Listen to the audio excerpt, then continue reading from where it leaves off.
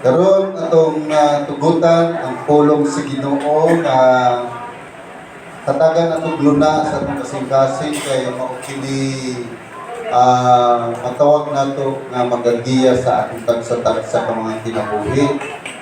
Praise the Lord. Ang atong topic iyalo ra kayo pero makaingon ka nganong kanang pagyon nga klaseng topic. Ngayon mo kanta? Wala man diri mo kanta.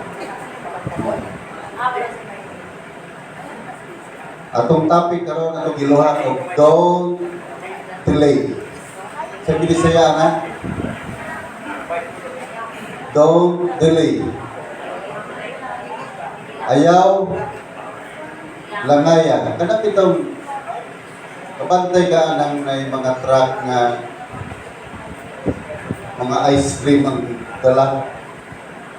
Na dito'y gibutang sa ilahang truck nga don't delay, perishable inside. Sa ato pa, kung malangan ka na ay dili maayo nga mahitabo. Amen ba? Imbes sama pananglitan ay mga istorya nga nalangan man ka, kadawat unta ka, nalarga na hinuon, perting hinulat. So, there's circumstances, kumalangan ta.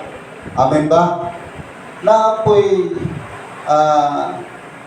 mga butang, nangay na yun nato na pamalandungan tungod kay niya nata sa gitawag rush hour. Anong rush hour man? Kay hapit na mubalik ang Ginoo. Amen? Okay, ang atong foundation scripture ari sa Romans chapter 2 verse 4. Sa pagingon diyan. Don't you see how wonderfully kind, tolerant, and patient God is with you? Does this mean Does this mean nothing to you? Next. Can you see that His kindness is intended to turn you from your sin?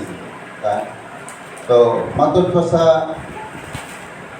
Cebuano, pagsana diri Cebuano, naingon man diri, o giakusahan mo ba di mo ang iyang pagkamaluluyon, o pagkamainang puson, o pagka mapailobon, wala ka ba masayod nga gikaluy-an ka sa Dios aron ka maghinulsol. Meaning, hindi mo sakto na verse sa Bible, gitagaan ta sa Ginoo panahon nga uusap sa kinabuhi, ubako sa kinabuhi, maghinulsol. Tato pa, gitagaan panahon, ang gusto sa Ginoo nga dili ka maglangan. Amen. Kay base ugma tomorrow, maybe it's too late. Ulahin na. Unang ang topic, don't delay. Kaya mga tao nga utambag nato, amen ba? Musugyot, mga mayong butang, kunya, ang ilang itambag, maayo po, may kaayuhan. Pero usahay, dili ta mauyon, isang maayo, dili ta mutuman. You know, Dron? Amen ba? Isang maayo, kung dili ta ganahan, dili ta mutuman. Labi nag against sa ato ginabuhat. Ano man? Ngano di man mutuman? Tungod kay usahay kining garbo nato. Amen. Our pride.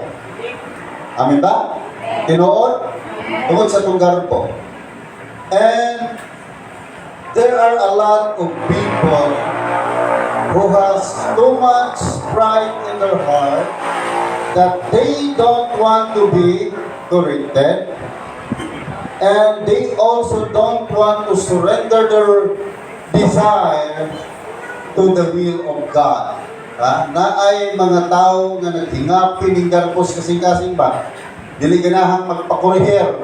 Di po ganahan sila nga isurrender ang ilang mga tinuha sa kabubuton sa Dios. Na ba? Kabantay mo, anak? o basi ikaw mismo, nakasinati ana, nga nanghingapin ang garbo, di taganang pagpaturihir, kaya sa itong hunang-hunang, korikta kanunay, insakto kanunay, kaya itong ilantaw, manag itong gitawag og legalistic right, katungod na ko ako ning pagbulutan. Usahay po, dili po ganahan nga musurrender, manugyan sa itong mga desire sa kinabuhi, nagtos kabubuton sa ginaway because of pride. Amen? And pride makes our mind become hard-headed. So ganit, ang garbo, maghimo sa itong unang-una nga unsa gahi ulo. Gahi magining ulo. Rambot pasabot, dili ko sabot, makasabot, apan dili ko sabot. Mulay gahi ulo. So, that's why people need to know the important things. Kinahanglan nga mahibalo ang mga tao sa mga importanteng mga butang. What are those things? Kung sa man ang mga butanga, what are those things? Number one, atong hatagan patagan, God's plan was delayed to the life of His people because they are hard-headed. Ang plano sa Diyos, madilatar, malangan sa kinabuhi nimo, sa kinabuhi sa mga tao, tungod kay gahi o ulo. O pasabot, dili mo sabot. Bisan o makasabot, pero dili lang yun mo sabot. Kaya kung makadungog ka ang punto kay sakit man, tinoon. Amen. Do you agree with me? Are you with me? Sakit? Oh. Pero ka nang sabat, tambalan o niya, hapdos yun ang sakit yun ang, pero na ay kaayuhan. Amen. Nya, Proverbs chapter 9, verse 7, sige yun niya, anyone who rebukes a mother will get an insult and return. Anyone who correct the wicked will get hurt. Oh. So, kanabang taong di magpatudlo, kanang magpagarbuhong tao, insulto niya na kung badlungon siya. Unya kaligot-gutan kaniya. Amen ba? So, most of the time, people have too much pride in their heart that the spirit of unforgiveness reign in their life. Most of the time. Kadaghanan yun sa mga tao nga naghingapin ang garbo, ang Espiritus dili pagpasay lumuhari yun sa ilang kinabuhi. Amin pa tinodrong dili. Kanang mga naghingapin nga garbo sa sigasipa. Kanang dili pagpasaylo mughari po sa ilang kasing-kasing. Ano man? Ano man maghari man kay garbo man. Amen? So, hard-headed or hard-headed people are not open for advice. Again, hard-headed people are not open for advice. Kaya bang mga dili ko sabot, yung nagkahit ulo, marabog atra, no? Dili ba mo sabot? Ginagahit, ginagulong. At pag mga nagkahit ulo ng mga tao, dili na sila abris mga tambak. Amen? Dili sila open sa mga tambak. Unya, they are not willing to humble themselves. Dili sila andang kung paubos silang kaugalingon. Labi ng dako sila o naiswilahan. Maayo kayo ang ilahang kinabuhi. Dili sila willing nga mapakbos. And nobody can teach them.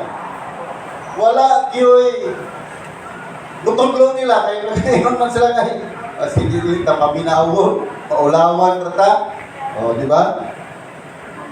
But if your heart is open to the teaching of God's Word, you will learn how to humble yourself. Again, you will learn how to humble yourself. Amen. Ta? Kung ang imong kasing-kasing abri sa pagtulunan or sa pagtudlo sa pulong sa Dios, makakatpon kang upaubos sa imong kaugalingon. Number 2, you will learn how to listen good advice from the Bible. Ha? Sa gani, you will learn to listen good advice from the Bible. Amen. Unsa? Makakatpon kang maminaw sa mga maayong tambag gikan sa Biblia. Ha? Then, sunod, you will learn how to accept your fault and failures. Ha? Makakatpon kang mudawat sa imong sayop o kapakyasan. Ang pinakakusgan o pinakalikon nga tao kana yung muangkon sa iyang sayop. Amen. Lisod ba ang kuno ning sayop? Tinood ba? Lisod bang ang kuno ng sayop? So, number 2, what are those things? Kaya ang mga tao, kinanglan sila mahibalo sa mga importanteng mga butang. People need to know the important things. And what are those things? Number 2, God's blessing is also delayed because of hard-headedness. Hard-headedness. Ang panalangin sa Ginoo, malangan po tungod sa kagahit sa ulo, hard-headedness. Diba? Hard-headedness. Kaya bang digyan mo sa po. Proverbs chapter 13, verse 18. If you ignore criticism, you will end in poverty and disgrace. If you accept correction, you will be honored. Kung ato ko nung isang klikway ng mga pagbadlong, pag-criticize, mapurdoy ta. Apan yung imong dawaton, ang correction, pasilunggan ka. That's why God's blessing is also delayed because of hard-headedness. Again, hard-headedness. Kaya gustos Ginoo nga mo-enjoy tas panalangin. God wants us to enjoy and experience the fullness of His blessings, but it will hinder because of being hard-headed. Ang Dios ganahan nga magakalipay ta o makasinatin ta sa kahugnanan sa panalangin apan mapalabagan kini tungod kay dahil lagi kulo dili mo sabot hard-headed or hard-headedness o na mga kaigsuonan. Apan ang Dios nagasaad ka nato, He promised to us that He will bless us or He will bless our life, or He will bless us in all aspects of our life. Ang Diyos nagsaad ka nato, nga magapanalangin siya ka nato, sa tanang aspeto sa ato kinabuhi. O gini-promise sa Ginoo. So, dili tayo kabubukon sa Diyos nga, kaun sa man, pampurdoy ta. Amen? Di ginagplano sa Diyos sa inyong kinabuhi. Ano, napurdoy man ka? Basig ikaw may rason kaya nagpublika. Basig nagparehan ni Juan nga ang bayabas makapunta. Pero nihigda kay magpanganga, magbulat ug matagak. Unya kay aptik man ang kamo, palot na lay iyaha. So, tapulan. So, sa ato ka, anong napurtoy ka? Kasi tapulan ka. Amen? Number 2, wala ka makigsuod sa Diyos. Ha? Number 3, daghan ka mga pakyas ng gibuhat sa atubangan sa Ginoo. So, dili ka bubutol sa Diyos yung mapobre ka. Kaya naman magkalisod-lisod ka ba? Ha? Kaya ba ang dili, nakakaon, kung siya itong gusto ka mo. Gusto ka mong palit, kapalit ka naman, kaya wala kapalit. Dili na will sa Diyos.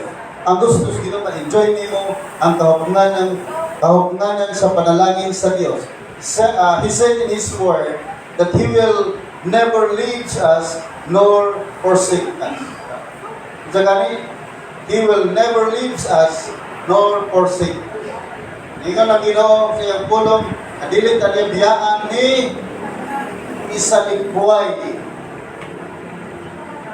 Ha? Ano man, kay gustos Diyos nga mag-uban sa imo inabuhi. Amen? Dili ganahan ng Diyos nga biyaan ka panahon sa kalisod. Amen? Dili kanya biyaan nga nagmasakipon ka. Dili kanya biyaan nga nagkalisod ka.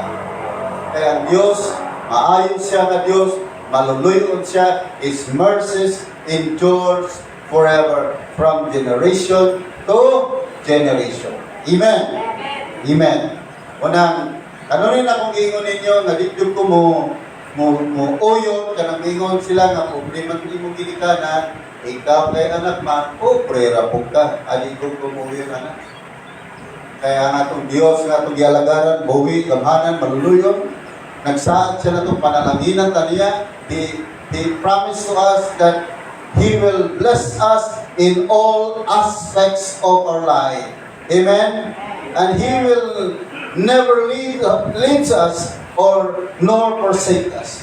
Didjud ka niya biyaan mga kaigsuunan. Ha? Amen? Amen?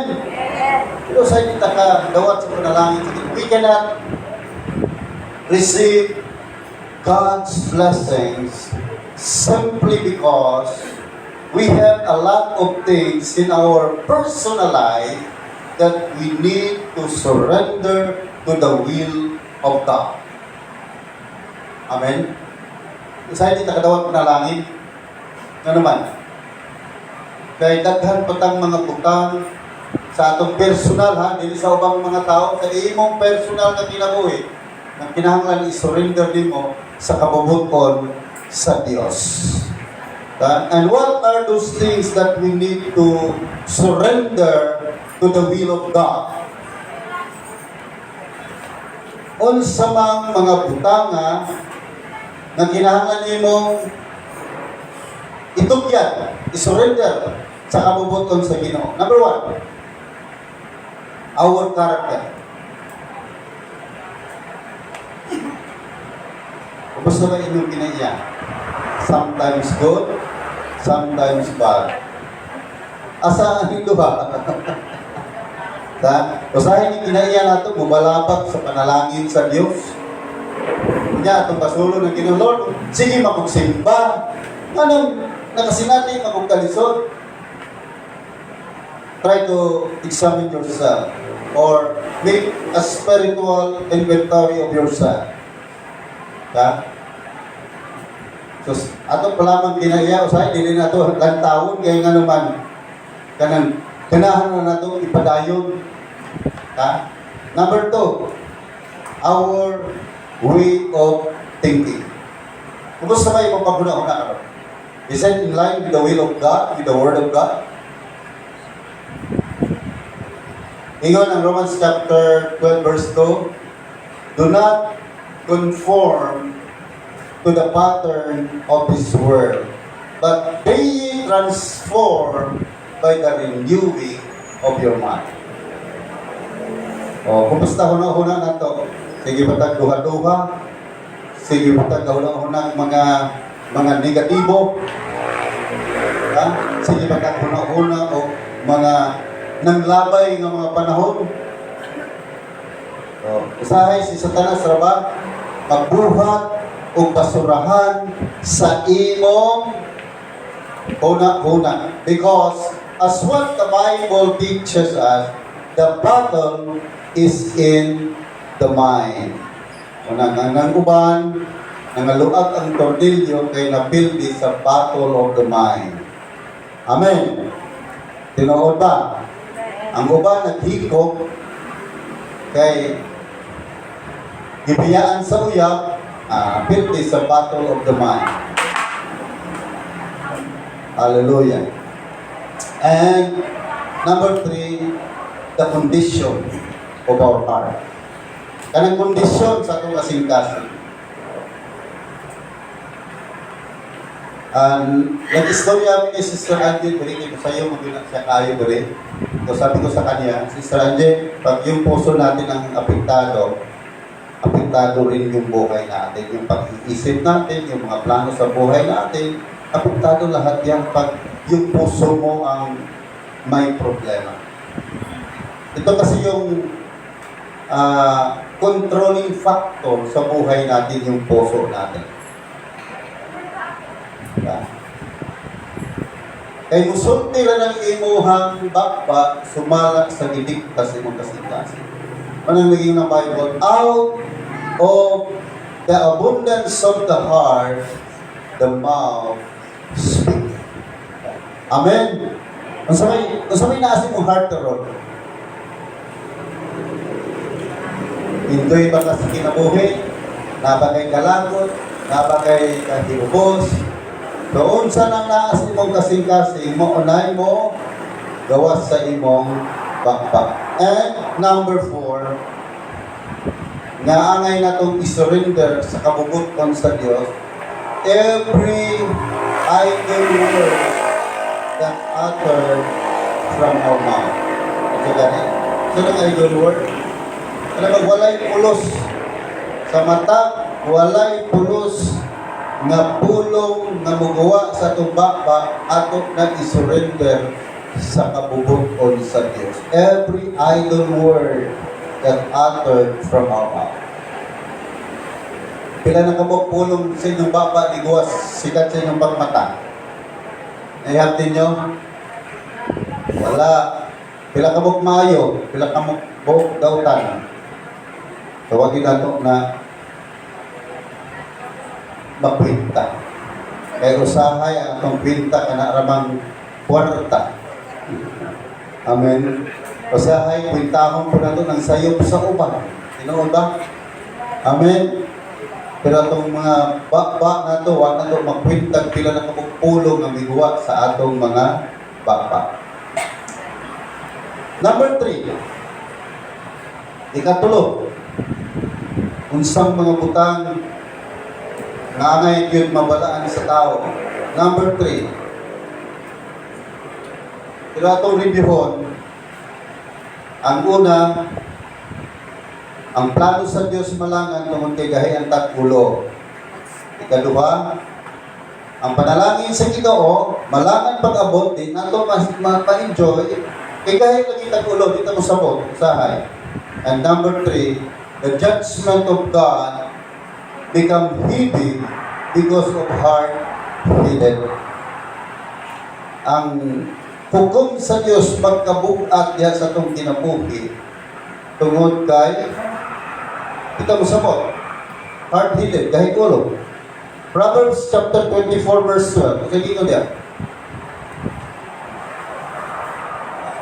Don't excuse yourself by saying, look, we didn't know. For God understands all hearts and He sees you.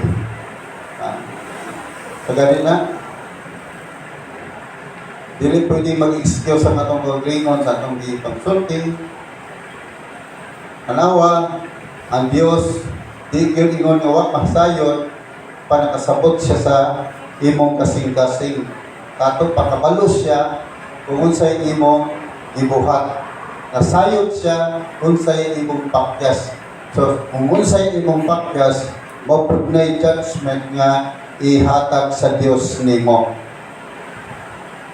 Kay galing garbo ba yan? Pride is a way of not accepting our wrongdoings because of being hard-headed. Sa ganit, ang garbo, pride, is a way of not accepting our wrongdoings because of being hard-headed. Nagingon ng Biblia, asa naman wala naman para itong PowerPoint yan. Hindi naman ako. Ha? Sumpay. He who guards your soul knows you knew. He will repay all people as their action deserve. Okay. So, ang garbo, muna'y paagi, sa dili nato pagdawat sa atong mga sayo, tungod kay gahi ng ulog. And hard-headed brings ourselves into the judgment of God. Amen? Ang garbo, maunay, pagi nga dili, tabudawat sa atong sayo, kung tigahit ng ulo, o kang kagahi sa ulo, magdalani sa atong kagalingon nito sa hukom sa Diyos. That's why we need to give attention to God's warning. Unay rason nga, kailangan itong mahatag ng atensyon sa warning sa Diyos. Remind yourself to the Word of God.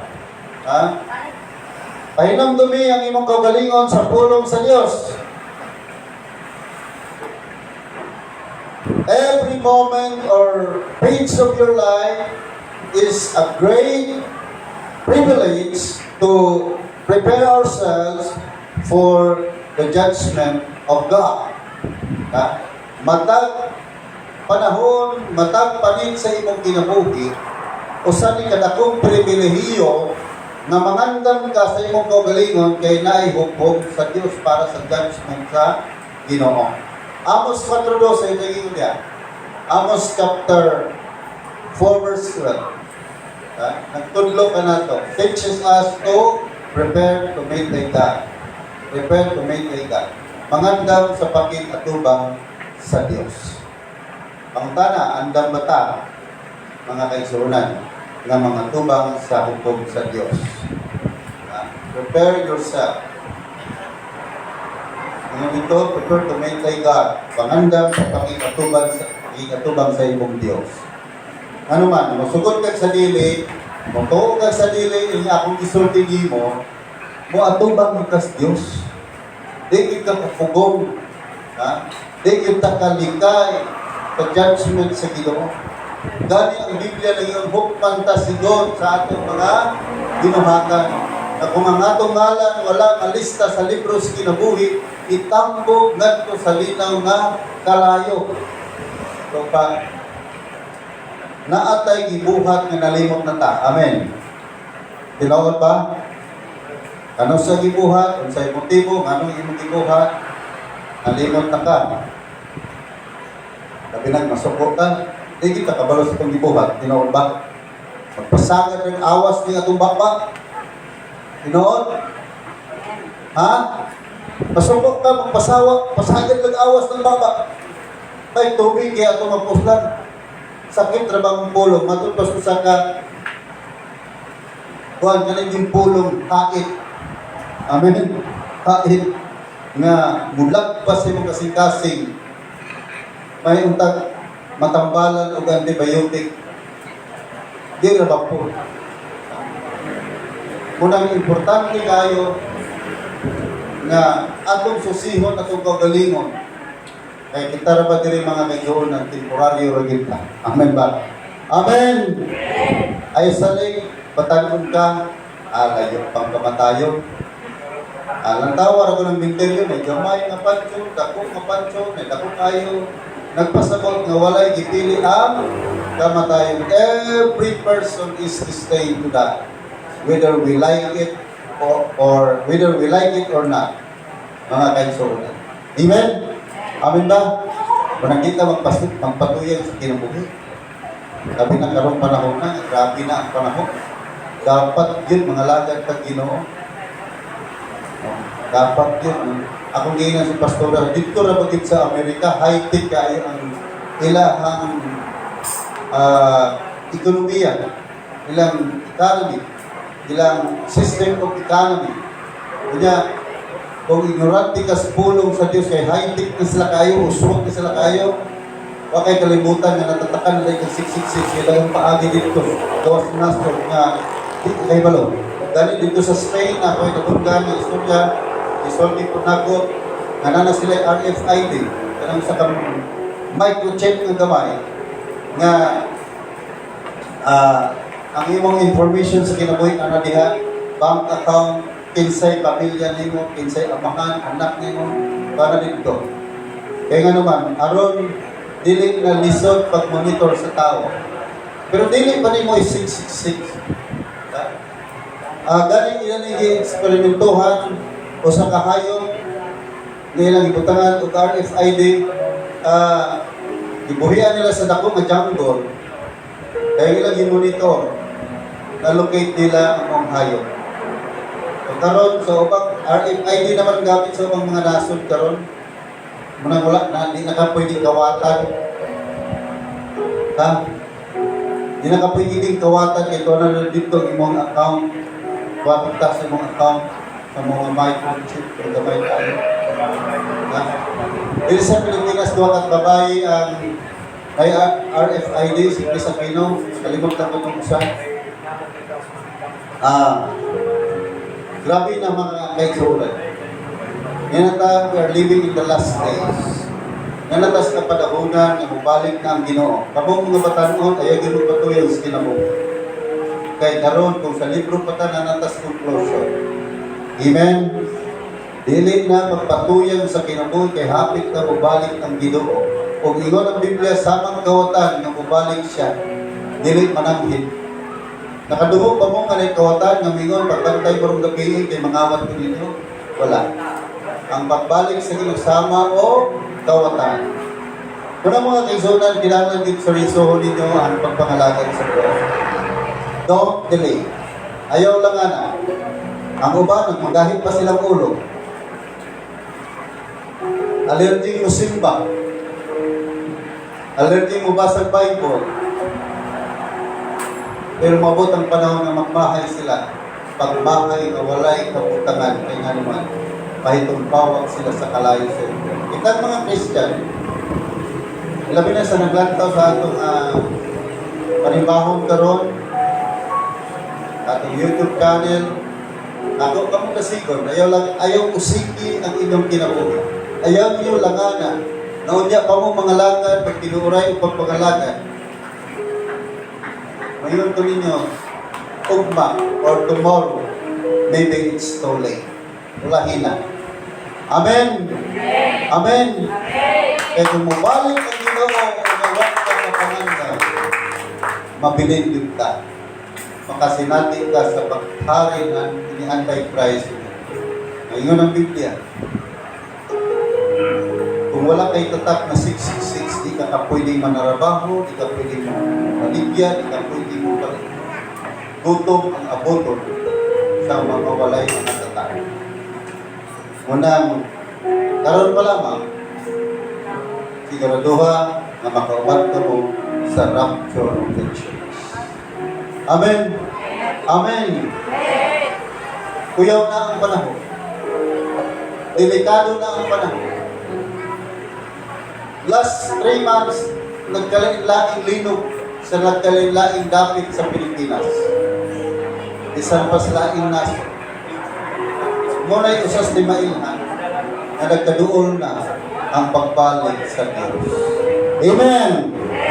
Ingon ang mga disciples of Jesus, Lord, unsa may di mailhan nga unsa may di mailhan sa iyong pagbalik? Ingon si Jesus, ayaw ka mong katingala. Magdaghang mo ani sa anong ngalan. Meaning to say, nga daghang mga pakakog, mga nagwawali, mga makakong propeta, mga makakong magtutog. Kung yan ingang pagkit siya, ayaw ka mo kahalo, na makadungong ka mo, gubat sa nasod, patong nasod, o lino sa nagkalain-laing dapit. Kaya mo pa na sinugdanan, naraguloon na ang pagbalik sa Diyos. Sama babaeng nagbati. Kanang babaeng magbati, kanang pregnant women, mga pregnant woman or women, magbati pa na, ilang pa na muna, wala'y panahon na buwan yung gibig. Magbati o sa libon o sa siya. O po na. Pala na ito yung nagkalain yung mga dapat daghan ng mga trahedya. O po na iti mailahan na nagkadoon na ang pagbalik sa Diyos. Igsoon. Hallelujah. Ready ka na ba? Sa pagbalik sa Diyos. Andun na ba ka? Are you ready? Ay musukot kag sa dili, mutuog kag sa dili, bubalik yun ang Ginoo. Amen? Amen. Kita, di man ta kayo daghan diri sa church, mas daghan pa mga ganing bulangan, nangapaos na ng mga sugarol, pag siningin, sa tufing ito nila, ha? Diya, patulo, sa to. Oh, muna, napaos. Pangunta na, napaos pa kang dinayin si Ginoo.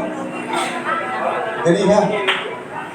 Napaos ka kung dinayin si Ginoo. Nagtugpaw ba? Nung tingong ganito sa trono, sa mayan sa Diyos, sa imong pag-awit. Ha? Napaos ka, wala. Kaya usahay, dagang gusto ang direksyonan. Pag mag-awit na ganin, walang iuntog ng kandila. Labi na ng usahay, makanto sa ubang mga mata, kadungo ganin mga sunataw, hindi na yun. Hindi ka rin simbahan. Kanta ka live, pura patay. Allah, Allah, Allah.